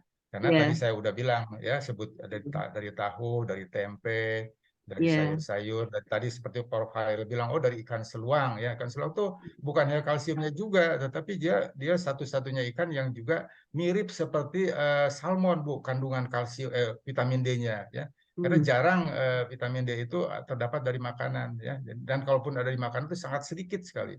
Tapi untuk yang sampai ada teman saya yang di Unsri, teman kami di Unsri itu Prof. Radiati, Prof. Hairil itu membuat ekstraksi vitamin D dari ikan seluang tuh ya. Jadi ikan apa? Sudah ikan seluang. ikan Ikan suruh yang seluang. tadi disampaikan Prof ya? Ya, betul. Ya, itu salah satunya. Tetapi tentu saja mungkin kalau untuk mendapatkan vitamin D 400 unit saja mungkin harus ada kira-kira 1 mangkok kecil itu. Ya, ikan seluangnya. Jadi tidak hanya 2-3 biji ikan seluang. Karena dia ekstraksi ya. Eh, Lalu kalsium itu tadi kan sudah. Jadi 1.200 untuk ibu ya, karena kalau ya belum menopause itu 800 ya. Kalau lansia lanjut 70 tuh dia lebih banyak lagi butuh kalsiumnya. Sampai harus nanti 1.500 mg. Tentu saja nanti harus dilihat apakah ada gangguan fungsi ginjal gitu ya. Gitu. Jadi nanti tidak serta-merta. Lalu vitamin D sebetulnya saya sangat menganjurkan kalau memungkinkan lebih baik kita mendapatkannya dari hasil dari interaksi antara langsung kulit kita sendiri dengan matahari sebetulnya. Ya. Tapi kalau memang itu tidak dimungkinkan, ya tadi suplemennya harus terbimbing oleh kadar yang sudah ada di dalam diri kita. Gitu. Jadi kita tidak boleh lebih, juga tidak boleh kurang. Baik, terima kasih Baik, Dr. Dok, terima Rahmat. kasih penjelasannya. Nah, Ya. saya lihat di kolom chat Saya masih pernah juga banyak. memang konsumsi yang glukosamin dari Australia itu pernah, cuman Dok itu karena tabletnya itu terlalu besar jadi menelannya agak susah. Ya, betul, Bu. Betul, Bu. Ya, itu kan besar sekali. Kalau farmasi punya kan, Kimia Farma punya agak kecil gitu kan. Ya, tapi itu ada yang di kita tuh rata-rata glukosamin HCl, Bu. Sebetulnya Oh, ada yang produk sana juga yang dosisnya lebih kecil 750 mg. Itu bisa Ibu makan 2 kali 1 oh kan. iya. Oh gitu. Ya. Baik Dok, nanti saya konfirmasi lagi yang kecil itu ya. Karena saya pernah Ya. selalu pesan waktu itu tabletnya kok besar-besar gitu. Sehingga akhirnya sempat saya nggak Ya. minum lagi karena sulit ditelan. Makasih banyak Dok, Prof. Makasih Ya, banyak. baik, Bu. Baik, ada Ibu Nining Perma ya di kolom chat ini. Ada 2 kali dia masuk saya ini. Jadi menanyakan tentang Pak Dokter, apakah penyakit hipertiroid yang dulu pernah diderita bisa memicu osteoartritis? Itu pertama. Kemudian di bawah saya lihat tadi kalau dia pakai hijab, apakah itu efektif untuk vitamin D ya kalau dia berjemur? Silakan Dokter Ahmad. Ya, baik. Terima kasih, Bu, untuk pertanyaan yang sangat berguna ya. Jadi tentu saja setiap adanya gangguan pada tatanan tubuh kita, termasuk hormon kita, jadi apakah dia jadi kurang aktif ya, ataukah dia hiperaktif, maka itu akan membawa dampak yang sistemik namanya ya, jadi menyeluruh pada tubuh kita. Nah, termasuk pada tulang. Jadi tiroid itu juga nanti salah satunya dampaknya kalau dia hiper ya, maka metabolismenya akan dipercepat ya. Itu dampaknya justru terhadap osteoporosis, Bu. Jadi nanti akan terjadi osteoporosis yang dipercepat karena adanya hipertiroidisme ya. Gitu. Jadi nanti harus diterapi supaya nanti dia tidak lagi aktif kadar tiroidnya di dalam hormon tiroidnya dalam tubuh kita berlebihan ya. Jadi nanti untuk osteoporosis ya. Kemudian kalau yang satunya apa tadi Prof? Saya lupa. Dia berhijab, kemudian Oh ya, pakai berhijab. Oke. Berhijab itu ini. Jadi yang membuat vitamin D itu nanti yang ditugaskan Allah untuk membuat vitamin D itu kulit kita, bukan hijab kita. Jadi kalau nanti misalnya tertutup oleh kulit atau oleh hijab kulitnya, maka tentu saja tidak akan terjadi pembuatan vitamin D di kulit kita.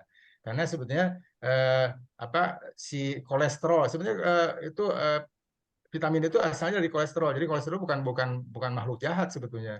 Yang dibutuhkan oleh tubuh kita untuk membuat berbagai hormon juga membuat membran sel kita juga terbuat itu dari kolesterol. Seluruh sel-sel kita mengandung kolesterol. Jadi harus terpapar langsung, Bu, ya. Jadi makanya saya bilang tadi cari tempat yang tidak kelihatan oleh orang yang bukan haknya gitu. Jadi harus langsung ya kita baru bisa dibentuk. Ya. Itu Prof. Ya baik, Bu Nining cukup ya. Halo Bu Nining masih hadir? Hadir Prof.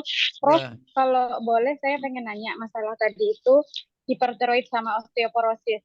Jadi alhamdulillah tuh kalau sekarang diperiksa hipertiroidnya udah selesai. Tapi kalau untuk osteoporosis saya memang merasakan ada sedikit gangguan. Itu kalau mau periksa ke bagian mana ya Dok ya? Itu aja sih. Ya, osteoporosis silakan Dokter Ahmad. Apakah harus di ronsen atau bagaimana? Osteoporosis itu nanti Ibu lebih baik bisa ke dokter penyakit dalam ya, bisa ke dokter penyakit dalam yang konsultan reumatologi, bisa juga ke dokter ortopedi Bu ya.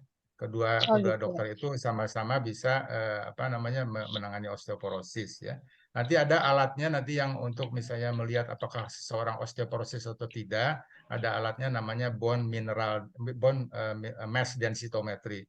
Jadi massa tulang kita diukur dengan cara seperti di ronsen gitulah, di scan ya, biasanya di panggul, kemudian di sini di dekat pergelangan ya, dan juga di tulang pinggang ya. Jadi nanti kelihatan apakah kita osteoporosis atau tidak. Terima kasih. Baik, makasih Dok. Makasih Prof. Baik. Ibu Nining di mana? Di Bandung enggak? Di Ciledug Dok, Prof. Ya, sebab Dokter Rahman ini dia memang bagian rematik ya. Kalau memang di Bandung bisa ke sana bisa untuk ya, Prof ya. ya bisa. Oh iya baik. Makasih Prof. Kemudian Ibu Rahmiwati Marsinum, usianya 66 tahun. Apakah masih aman memakan kalsium, vitamin ya, A, B, C, D, E secara bergantian ya? Barangkali ini sudah terjawab tadi. Cuma silakan ditambahi Pak Dr. Rahmat. Ya baik. Ya Bu, jadi tentu saja kita walaupun menjadi tua ya, tetap justru lebih penting untuk memperhatikan hal itu ya. Karena tentu saja daya regenerasi yang menurun ya, kemudian juga faktor-faktor proses menuanya itu lebih membuat organ kita itu jadi lebih rentan ya. Makanya kecukupan vitamin tentu saja harus diperhatikan. Tapi tentu saja lebih baik sih Ibu ya sekali atau dua kali misalnya sekali dalam 3 bulan atau 6 bulan Ibu konsultasi ke dokter. Jadi vitamin mana gerangan yang paling saya butuhkan gitu.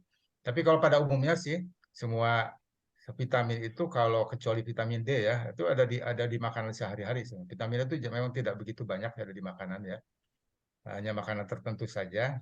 Dan kalau yang vitamin A, B, C, D itu C, E itu ada di makanan semua Bu, asal kita memang menggilirkannya, misalnya ada di sayur, di buah, ya di ikan ya gitu. Nah, jadi di biji-bijian. Nah, tapi memang saya setuju Ibu masih membutuhkan kecukupan dari vitamin, termasuk kalsium. Jadi kalsium justru makin kita tua itu makin tinggi kebutuhan kita ya. Jadi karena memang daya serap usus kita menurun ya. Kemudian juga ginjal kita mengeluarkannya lebih banyak ya. Gitu. Tapi memang harus hati-hati apakah Ibu tidak ada riwayat batu ginjal ya, gitu aja. Ya. Baik. Baik. Halo? Prof Khairil izin. Siapa itu? Ibu Rahmawati ya? Yul Marispa, Prof. Pak, sebelumnya ya saya Purami sebentar terakhir juga Pak tentang saya suka mengkonsumsi tulang cumi Pak. Apakah masih aman? Jadi tulang cumi itu kan saya... Ibu ini siapa nih? Sudah resen nggak? Enggak, ini yang bawah tadi Pak, di bawahnya ada lagi satu tadi. nanti giliran Bu ya. Giliran masih banyak. Cuma saya tanya dengan Buya dulu. Ini udah jam 7 Bu ya. Izin sebentar ya. aja, Prof. Kan jam 7 sudah Bu ya. Kita lanjut. Nggak apa-apa, pasti ada yang bertanya, Prof. Nggak apa-apa. Ya, terus. Bukan, saya tetap sesuai dengan raisen dan yang ada di kolom chat ya. Ya. Silakan Ibu Metra yang sudah raise hand. Silakan Bu. Masih mute, tolong anunya belum terdengar Bu. Halo Bu Metra. Masih mute itunya, belum kedengaran. Ya oke. Alhamdulillah, terima kasih Prof untuk kesempatan saya. Begini Dok, 1 tahun yang lalu saya mengalami jatuh, terus kaki saya yang sebelah kiri itu patah Prof. Tibia fibulanya itu patah. Terus sudah operasi, pasang flat screw dan pasang mur dan pen yang fibulanya. Sampai sekarang itu belum sembuh. Kalau tibianya sudah nyambung, kalau yang fibulanya belum Prof. selama ini saya berusaha untuk mencukupi kebutuhan gizi saya, nutrisinya, tapi ya mungkin karena faktor usia sampai sekarang belum sembuh, Dok. Terus karena kaki yang satu ini patah, ini kan berat badan terpusat ke kaki yang sebelah, Prof. Nah, baru terasa itu di lutut sekarang sakit gitu loh, Prof. Nah, dan sakitnya itu kadang-kadang waktu istirahat pun terasa, Dok, bukannya waktu jalan atau waktu ini aja gitu. Nah, kemarin saya tertarik tuh promosi susu Official Gold itu, Dok. Saya coba minum, sekarang saya udah minum 3 minggu, tapi kok malah rasanya kok semakin berasa gitu sakitnya. Apakah itu boleh diteruskan atau tidak gitu loh, Prof. Terima kasih.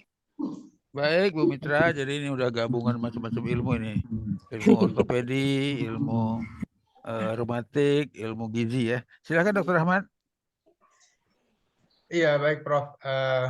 Jadi nampaknya apa namanya, dengan berat hati saya katakan saya tidak punya kompetensi untuk menjawab ini gitu ya. Karena ini nanti harus jawab tentu saja teman-teman di ortopedi ya. Jadi nanti saya khawatirnya saya salah menjawab nanti. Jadi dengan demikian nanti Ibu silakan berkonsultasi dengan dokter ortopedi ya. Jadi karena beliau-beliaulah yang nanti akan bisa menjelaskan lebih lugas ya. Karena tentu saja ini menyangkut bukan saja kondisi badan Ibu, juga nanti menyangkut teknik daripada operasi yang dulu Ibu terima gitu ya. Nah, adapun misalnya mengenai mencukupkan zat-zat nutrisi itu jelas sebuah keniscayaan ya. Tapi yang Ibu tanyakan tadi saya belum mengenal, jadi saya nanti harus membaca dulu. Saya tidak bisa menjawab apa yang saya tidak tahu. Jadi mohon maaf saya tidak bisa menjawab. Tapi memang ada kadang-kadang di kondisi di mana proses penyembuhan atau bersatunya tulang itu terhambat ya. Itu memang saya yakin bukan karena masalah neglected pada apa namanya proses atau teknik penyambungannya. Ini mungkin ada hal-hal yang lain. Ibu tidak punya penyakit sistemik misalnya diabetes atau apa, tidak ada ya? Ya, Bang. Ya, Dok. Ada diabetes, Bu? Alhamdulillah nggak ada, Dok. Oke. Ya, kalau gitu nanti saya sarankan Ibu kembali ke dokter ortopedinya untuk nanti di apa namanya di review ulang ya. Saya yakin ada caranya, beliau-beliau nanti punya teknik tertentu nanti yang akan mempercepat proses penyembuhannya, Bu. Terima kasih. Oh iya, satu lagi Dok, itu saya dikasih kemarin tuh untuk mengurangi rasa sakit itu Arcoxia, Dok. Arcoxia 120. Nah, itu penggunaannya itu berapa lama gitu loh, Dok? Ya, itu termasuk golongan NSAID yang termasuk selektif terhadap lambung ya. Jadi dia kecil kemungkinan untuk mengganggu lambung, tidak seperti misalnya diclofenac, ibuprofen, naproxen, piroxicam apalagi gitu ya. Nah, tetapi dia memang hati-hati pada orang dengan hipertensi. Karena pada penelitian-penelitian skala besar itu memang agak sedikit menaikkan tensi ya. Lalu dengan dosis yang sebesar itu hanya diizinkan untuk dipergunakan paling lama 5 hari, Bu. Dan itu untuk nyeri-nyeri akut biasanya, untuk nyeri-nyeri yang kayak bisa seperti orang penyakit gangguan nyerinya karena asam urat atau setelah operasi gitu, atau sakit gigi yang hebat, nah itu baru dipergunakan. Karena dosisnya besar, itu dosis paling besar, Bu, 120 itu. Jadi Ibu tidak boleh menggunakan terus-menerus lebih dari 5 hari, ya, gitu. Nah, tapi kalau ada dosis nanti yang lebih kecil, yang 60 mg, itu memang lebih bisa dipergunakan jangka panjang. Bahkan kalau di luar negeri ada yang dosis 30 mg untuk osteoartritis, Bu. Untuk osteoartritis. Sayangnya di kita tidak ada gitu, yang 30 mg itu. Jadi seperti itu, Bu, kalau penggunaan Arcoxia, ya. Terima kasih, Bu. Terima kasih, Dok. Baik, terima kasih. Kita kembali ke kolom chat dari Uni Desi. Assalamualaikum, Prof. dan Dokter. Nah, sedikit cerita, ayah saya umur 86 tahun. Berat badannya ideal karena beliau sakit, beliau hanya berbaring saja. Nah, tapi sejak tahun terakhir kaki beliau tidak bisa diluruskan atau dirubah posisinya. Jadi posisi kaki tertekuk terus ya. Apa solusi untuk ayah Anda tersebut ya? Terima kasih. Silakan Dokter Ahmad. Iya, kalau sudah lama begitu, jadi berarti dia sudah ada namanya kontraktur ya. Jadi sudah ada proses atau deformitas fleksi meretap. Jadi adanya satu gangguan di mana sendinya itu terfiksir ya pada posisi tertentu. Biasanya bisa hanya lurus saja gitu, bisa juga hanya menekuk saja. Nah, ini biasanya terkaitnya kompleks ya, bisa memang asalnya dari gangguan sendinya, bisa juga hanya semata-mata karena tidak bergerak, kemudian nanti sebagian dari ototnya itu mengkerut ya. Nah, jadi otot-otot yang untuk meluruskannya jadi memendek sehingga dia jadi dalam posisinya akhirnya jadi posisi menekuk. Ini tentu saja nanti kompleks, biasanya harus ditangani oleh seorang geriatrician. Jadi oleh seorang spesialis penyakit dalam yang khusus belajar mengenai lansia ya. Jadi ada gelarnya itu SPPD Kager ya, konsultan geriatri. Nah, nanti beliau nanti akan mengevaluasi secara komprehensif ya. Ini dari mana datangnya kondisi seperti itu. Nanti beliau juga nanti mungkin kalau tidak bisa sendiri menyelesaikan, ada beberapa hal yang harus dikonsultasikan ya. Nanti mungkin akan berkoordinasi dengan dokter ortopedi atau dengan dokter rehabilitasi medik biasanya Bu. Ya, jadi Ibu nanti kalau untuk kasus seperti ini Ibu paling layak adalah meminta tolong seorang SPPD Kager, spesialis penyakit dalam konsultan geriatri Bu. Terima kasih Bu. Baik, cukup ya Unidesi. Alhamdulillah cukup dokter sama Prof. Makasih. Baik, saya lanjut. Jadi tadi ada Ibu Yul Marisfa, silakan Bu. Ya, terima kasih Prof. Maaf ini agak serak batuk. Saya cuma ingin menanyakan ke Dr. Rahmat, selain dari Rumah Sakit Muhammadiyah dan Rumah Sakit Edelweiss, itu dokter praktek di mana lagi? Mbak, Saya praktek di rumah Bu, di Jalan Parakan Permen nomor 9. Ya. Parakan Permai nomor 9. Ya Bu. Ya, makasih Dok. Makasih Dok Prof. Terima kasih. Terima kasih. Baik, barangkali masih banyak ini di kolom chat saya lihat. Ada Ibu Nur Hoiria. Assalamualaikum Pak Dokter. Saya kalau bangun dari tidur atau duduk, pinggang sudah tidak bisa dijadikan penyangga untuk berdiri. Apakah ini termasuk osteoartritis di pinggul? Ya? Jadi topangannya harus pakai tangan ya, dan kaki. Begitu Dokter Rahmat, silakan. Jadi kesulitan untuk berdiri. Kesulitan berubah posisi dari duduk ke berdiri gitu ya? Ya. Ya, oke. Jadi memang kalau nyerinya di pinggang, memang ada Bu, memang osteoartritis pinggang. Jadi osteoartritis itu tidak hanya mengenai lutut, tapi memang 70% mengenai lutut. Tapi sebagian juga nanti 30%-nya nanti bisa di pinggang, bisa di tangan, bisa di bahu, bisa di panggul ya. Nah, jadi untuk yang seperti ini nanti memang harus direview. Apakah memang semata-mata karena osteoartritis ataukah ada hal yang lain ya, karena bisa saja juga nanti misalnya ada gangguan yang merupakan bagian dari terganggunya akar saraf yang di situ. Itu biasanya disertai dengan adanya kesemutan, dengan baal, dengan seperti ditusuk-tusuk, seperti rasa panas terbakar ke arah bokong, ke arah bokong sampai ke arah bawah gitu. Apakah ada yang seperti itu ataukah hanya nyeri saja? Apakah nyerinya menjalar bisa sampai dengan ke betis gitu. Nanti akan direview oleh dokter nanti.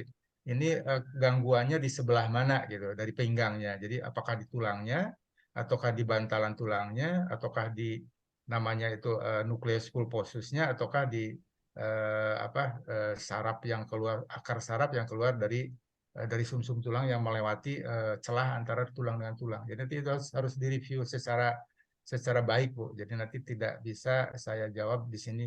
Jadi nanti silakan Ibu bisa mendatangi, itu mah boleh ke ortopedi boleh, ke dokter spesialis neurologi boleh, ke dokter spesialis kalau penyakit dalam konsultan rheumatologi juga boleh. Ya. Terima kasih. Terima kasih Dok. Baik, terima kasih. Kita lanjut, masih banyak ini dari Ibu Tina Maulida. Assalamualaikum Pak Dokter, saya juga sudah kena spondiolisis pada lumbar dan osteoartritis pada lutut.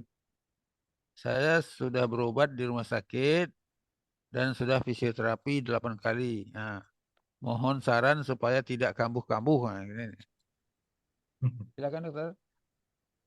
Iya, baik.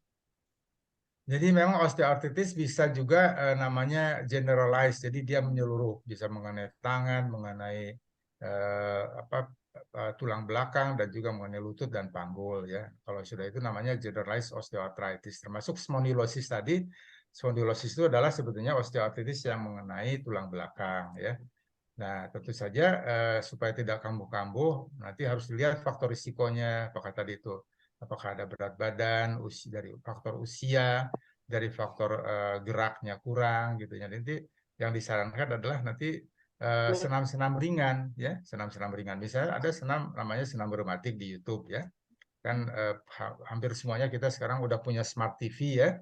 Bisa juga misalnya nanti renang, ya, renang itu nanti akan banyak sekali solusinya terhadap berbagai bagian badan kita ya, termasuk nanti bukan hanya di lutut, sendi panggul juga di pinggang. Tapi tentu saja nanti harus dibimbing oleh seorang instruktur renang ya, itu. Bahkan di kolam-kolam renang tertentu juga nanti ada jasa-jasa nanti instruktur untuk fisioterapi ya. Tapi bukan fisioterapi yang pasif, tetapi biasanya dibimbing gerakan-gerakan tertentu di dalam air ya, atau yang renang yang tipe apa yang nanti bisa memperkuat bagian-bagian otot-otot tertentu gitu ya. Sehingga nanti akan timbul penguatan-penguatan dan nanti akan menjadi lebih baik dan tidak sering kambuh. Pasien-pasien saya setelah menjalani 3 bulan itu terapi air ya, itu water based fisioterapi, mereka tidak lagi membutuhkan obat-obatan dari saya. Dan mereka kadang-kadang hanya untuk say hello aja ya, bahwa aku nggak butuh lagi obat katanya gitu. Karena mereka sudah merasa tertolong dengan fisioterapi yang aktif. Jadi fisioterapi itu ada 2 kan, ada yang aktif, ada yang pasif. Nah, yang aktif itu termasuk salah satunya renang misalnya. Terima kasih, Prof. Terima kasih. Makasih dokter. Saya nambah dokter, saya yang bertanya untuk glukosamin bagaimana? Karena saya pernah dikasih dokter itu glukosamin. Untuk selanjutnya memang Fitbon gitu dikasihnya. Karena saya mempunyai hipertensi di mana saya 2 kali pagi Adolf Auros, sorenya Irbesartan. Maaf, makasih. Ya, Silakan Dokter Ahmad. ya Bu Tina, jadi kalau glukosamin itu di posisinya adalah pada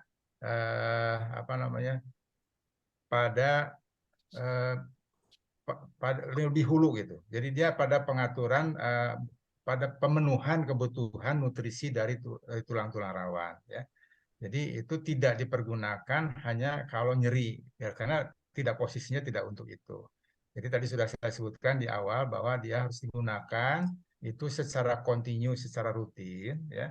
Itu minimal 3 tahun Bu ya, minimal 3 tahun. Itu pun juga kalau tidak ada kontraindikasi seperti tadi diabetes yang tidak terkendali ya gitu misalnya. Kemudian ibu sedang menggunakan obat-obatan yang nanti misalnya model untuk pengencer darah, nah itu clopidogrel misalnya, aspirin, nggak boleh Bu nanti ya menggunakan itu, karena nanti itu menambah kemungkinan untuk terjadi perdarahan akibat pengencer darahnya jadi lebih kuat ininya. Itu Bu. Jadi kalau untuk glukosamin silahkan Ibu, kalau tidak mengalami hal yang tadi silahkan aja, masalah ya, nggak masalah. Dan tidak bisa dalam waktu yang sebentar memang kelihatan hasilnya glukosamin itu, karena dia memerlukan proses memperbaiki metabolisme itu Bu. Ya, terima kasih. Baik, Makasih, barangkali cukup. Dokter. Ya, baik. Dari Ibu Sastra Ermita. Assalamualaikum Dok, saya sudah lama sekali mengalami kesemutan ya. Terus menerus di jemari tangan. Apa yang harus saya lakukan? Minum obat atau terapi? Ini kesemutan, apa ada hubungan dengan osteoartritis? Silakan Dokter Ahmad. Ya baik, terima kasih untuk pertanyaannya ya. Jadi kesemutan itu bisa merupakan gejala dari berbagai gangguan kesehatan ya. Misalnya nanti kalau misalnya distribusinya misalnya nanti seperti sarung tangan sampai sini ya, semuanya kena, itu kesemutan semua ya. Dan tidak ada posisi yang berpengaruh, juga misalnya nanti terjadi juga di kaki, telapaknya, punggung kakinya ya, sampai dengan ke mata kaki, itu seperti distribusi misalnya pada orang dengan pakai kaos kaki. Nah, itu biasanya terkait penyakit diabetes ya gitu. Tetapi ada lagi nanti misalnya dia hanya mengenai ini misalnya 3 ini. 1, 2, 3, 3,5 sampai sini. Kesemutannya di sini ya. Itu biasanya biasanya ada tertekannya saraf yang di sini ya. Ini namanya makanya disebutnya di carpal tunnel, terowongan karpal. Namanya carpal tunnel syndrome ya. Itu nanti biasanya kalau memang masih bisa masih baru itu nanti bisa hanya dengan misalnya melakukan gerakan-gerakan bisa kepel buka atau ibu di apa namanya gerakan ke bawah di kalau orang Sunda mah dikepret-kepret gitu. Saya nggak tahu dalam bahasa Palembangnya atau bahasa Indonesia ya dikepret-kepret ya. Jadi itu ya dilakukan nanti kalau misalnya kalau disertai dengan melisutnya otot ini, nah itu biasanya itu kaitannya dengan saraf ya. Gitu. Tapi kalau tidak disertai dengan melisut otot, itu biasanya dengan penyakit metabolik. Itu harus direview dengan baik Bu, karena penyebabnya bisa dari berbagai segi ya. Terima kasih Prof. Baik, terima kasih. Cukup Bu Sastra. Cukup dok, terima kasih Prof. Ya, cukup. Baik, Bu. kita lanjut. Masih ada ini Yanairo Pionir. Assalamualaikum warahmatullahi wabarakatuh. Mau Waalaikumsalam tanya, warahmatullahi apakah susu etawa, ini susu etawa sekarang, baik untuk dikonsumsi? Nah, jadi ini yang sedang banyak dijual orang. Silakan Dr. Ahmad, susu etawa, susu kambing ini ya. Etawalin. Ya, saya Etawalin itu sama dengan etawa ya. Silakan Dr. Ahmad. ya saya sebetulnya agak sungkan ya berkomentar mengenai produk-produk itu. Karena tentu saja nanti saya takut dituntut kalau saya bilang itu tidak baik. Kalau disebut baik juga nanti apa saya dapat jasa promosi apa. Ya pada dasarnya gini, Ibu ingin menggunakan susu itu kan tuh harus ada tujuan ya sama. Jadi kita kan makhluk yang berakal. Nah, jadi kalau kita misalnya menggunakan atau tidak menggunakan sesuatu itu dengan pertimbangan. Ya. Jadi nanti tidak hanya berdasarkan semata-mata karena ajakan orang atau yang kita sebut sebagai promosi kan. Kalau yang namanya promosi itu ya nggak ada yang mempromosikan dirinya bagus. Bahkan rokok saja yang udah ada tulisan di situ rokok membunuhmu dia dipromosikan dengan misalnya image kegagahan dan lain-lain gitu ya. Nah balik lagi pada pertanyaan Ibu ya. Jadi kalau Ibu memang ingin apa yang diinginkan dari produk itu, misalnya kalau misalnya untuk kalsium tadi saya sebutnya bahwa kalau untuk kalsium sebetulnya tidak usah harus selalu dari susu dan kalau dari susu juga sebaiknya susu segar ya kecuali kalau ada hal yang lain yang menimbulkan intoleransi susu segar ya. Nah, Ibu lihat di dalam produk itu ada apa saja misalnya ya. Nanti biasanya disebutkan ada madu, ada apa gitu. Ibu lihat aja nanti misalnya secara rasio misalnya kalau ada madu situ mungkin banyak nggak madunya itu. Kalau cuma ditambahkan sedikit aja mungkin bisa ada gunanya nggak gitu. Jadi saya tidak tahu kandungannya apa ya. Tapi yang jelas kalau kalsiumnya pasti ada ya. Kemudian juga proteinnya pasti ada. Nah, jadi itu hal-hal yang nanti juga terdapat di dalam produk susu lain. Tapi mungkin ada tambahan yang lain ya gitu. Jadi tapi kalau misalnya dengar riwayatnya dulu Rasulullah itu memang memeras sendiri susu kambing ya, susu segar kan, tidak dalam bentuk bubuk gitu. Walaupun dulu kambing juga banyak di Arab itu, tapi Arab itu belum zamannya mungkin diawetkan sehingga nanti di dalam bentuk bubuk. Tapi kalau menurut apa namanya akal sehat gitu ya, maka tentu saja yang susu segar itu kalau memang dia bersih ya itu akan lebih baik karena tentu saja proteinnya akan lebih utuh ya itu lebih segar. Sama seperti tadi tempe antara digoreng dengan dikukus saja udah beda kandungannya ya gitu. Jadi itu seperti itu bola kira-kira ya. Jadi saya tidak menjelaskan secara spesifik saya bilang baik atau tidak. Tapi yang jelas tidak masalah kalau mau ibu misalnya aku suka dan nanti ternyata membaik ya nggak apa-apa silahkan teruskan. Ya, terima kasih. Baik, cukup ya Bu Yanero. Ya cukup Prof. Ya, kasih Prof, kasih dokter. Ya, baik, terima kasih. Kita masih ada waktu ini dari Ibu Susrawasih. Ini barangkali ada hubungan dengan osteoartritis. Dok, saya sakit di lutut dan juga saya gemuk. Nah, untuk mengatasi sakit lutut dan pegal-pegal, saya membuat minuman dari apel malang dan serai. Ini kayaknya herbal ya.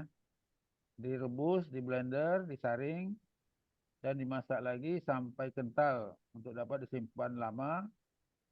Setiap pagi dan sore saya ambil 3 sendok dan saya campur dengan madu dalam segelas air. Terus baru saya minum. Nah, bagaimana menurut dokter usaha saya ini? Jadi ini semacam herbal untuk osteoartritis.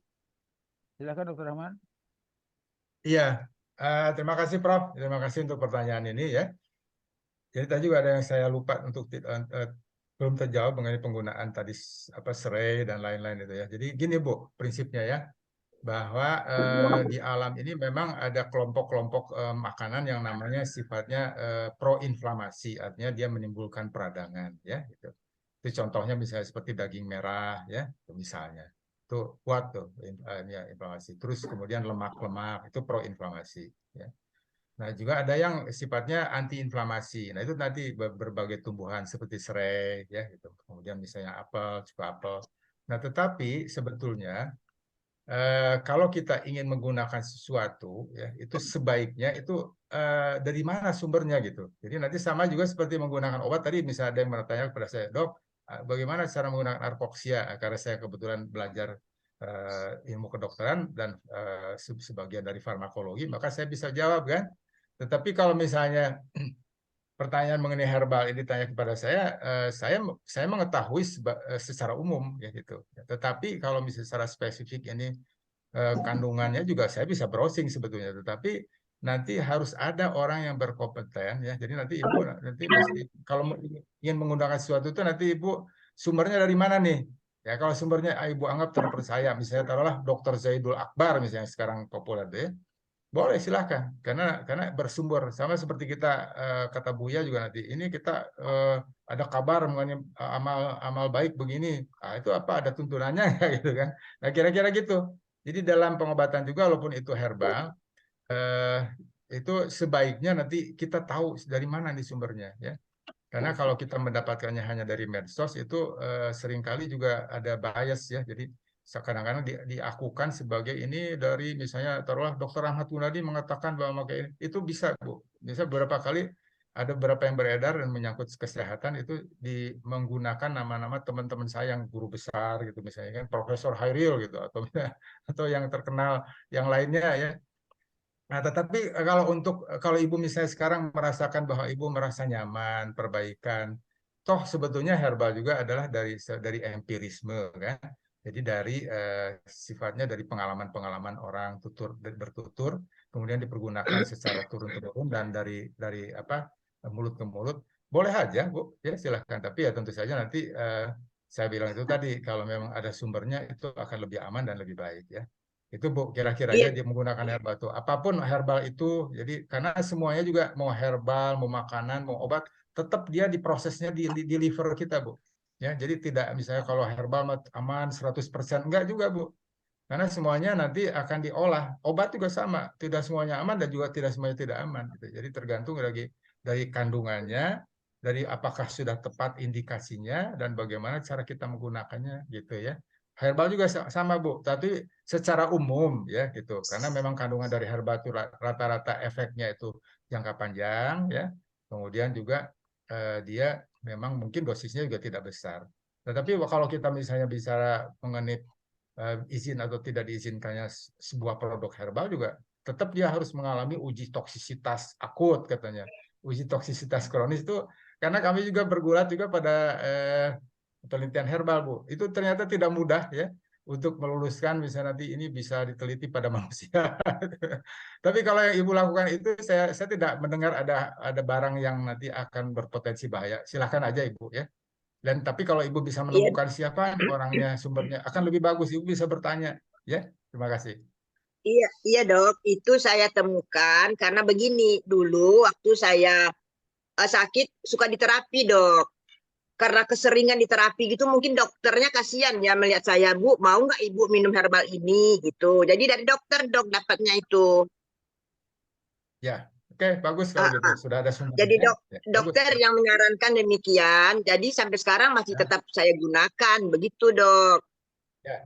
Baik, kalau gitu teruskan aja, Bu. Ya, ya, terima kasih dok. Ya, baik. Assalamualaikum warahmatullahi wabarakatuh. Waalaikumsalam. Baik, terima kasih. Barangkali minggu yang lalu ya ada Dr. Kintoko ya tentang herbal ya, barangkali bisa lebih jelas dengan beliau ya. Iya. Saya akan tutup nanti jam 7.30 ya karena ada tugas-tugas ya. Nah, saya lanjutkan dulu dengan Ibu Miss Dawati di sini. Assalamualaikum dokter, apa perlu dulu cek Waalaikumsalam, ginjal Assalamualaikum. dan liver ya sebelum menggunakan vitamin D? Karena kalau tidak sesuai dosisnya akan bisa mengganggu ginjal dan liver itu gitu ya. Jadi apakah perlu dicek katanya sebelum menggunakan vitamin D? Barangkali sudah sebagian tadi udah jawab. Barangkali tambahan silakan Dokter Ahmad. Iya, terima kasih Prof. Terima kasih Ibu yang menanyakan ini ya. Jadi memang bagus ya Ibu, hati-hati orangnya. Kalau kita tidak merasa tidak ada penyakit tertentu yang membuat kita bisa jadi tidak merasa enak badan gitu, ya memang tidak mutlak sih. Tapi kalau memang mau hati-hati, saya seperti saya juga lakukan pada pasien gitu. Saya periksa, jadi setiap pasien misalnya mau dikasih obat apapun, kalau mau jangka panjang, saya periksa minimal hematologinya, kemudian laju endap darahnya, fungsi ginjal, fungsi hati ya. Tapi kalau masalah vitamin ini nanti dia bukan berarti dia memberatkan ginjal sama hati gitu. Tetapi itu tadi kalau kita makan vitamin D walaupun dia misalnya kalau yang bentuknya belum aktif tadi kolekalsiferol atau kita dari berjemur itu tetap ya kan harus diaktifkan kan oleh liver dan ginjal. Nah, misalnya kenapa? Kalau pada orang yang gagal ginjal ya, misalnya harus sampai cuci darah, maka tubuhnya tidak akan bisa mengaktifkan walaupun bisa dosisnya besar, dia kan di dalamnya itu nanti ya hanya disimpan begitu saja dan atau dibuang nanti lama-lama kan habis ya dalam 3 hari itu kalau suplemen. Jadi kesimpulannya adalah pemeriksaan itu dibutuhkan bukan untuk karena memang karena takut mengganggu fungsi ginjal, tapi justru apakah fungsi hatinya dan fungsi ginjalnya cukup baik untuk mengaktifkan sehingga nanti vitamin D yang tidak aktif itu jadi dalam bentuk aktif yang bisa dimanfaatkan oleh berbagai sel tubuh kita gitu. Nah, kalau memang pada orang yang memang sudah ginjalnya tidak aktif, tidak bisa mengaktifkan maksudnya ya, seperti halnya pada orang gagal ginjal tadi, maka yang diberikan adalah harus yang dalam bentuk aktif tentu saja. Tadi kalsitriol tadi, tapi tadi ya. Jadi harus dengan lebih hati-hati karena ada ada cara kerjanya jadi dia tidak bisa dikendalikan lagi oleh badan karena dia sudah dalam bentuk aktif. Itu ya keterangannya. Terima kasih. Makasih dokter, makasih Prof. Ya, sama-sama. Baik, terima kasih. Tadi saya bilang sudah jam 7.31 sekarang ya. Ya, Bagaimana Bu ya? Karena oke. Kalau nggak ada lagi, ada kelas lagi. Sebetulnya dia yang ya. raise hand tidak ada, cuma ada yang di kolom chat masih ada. Berapa lagi, Prof? Barangkali ada 3-4 lagi nih ada nih. Karena waktu juga kita ada kelas nanti, Iya. Prof. Ada kegiatan juga. Kita cukup aja nanti. Yang chatting itu Bu Nel catat aja Bu Nel nanti kita chatting aja ke Pak Dr. Rahmat dan gimana. Aja Bu Nel ya. Ya Pak Ustadz.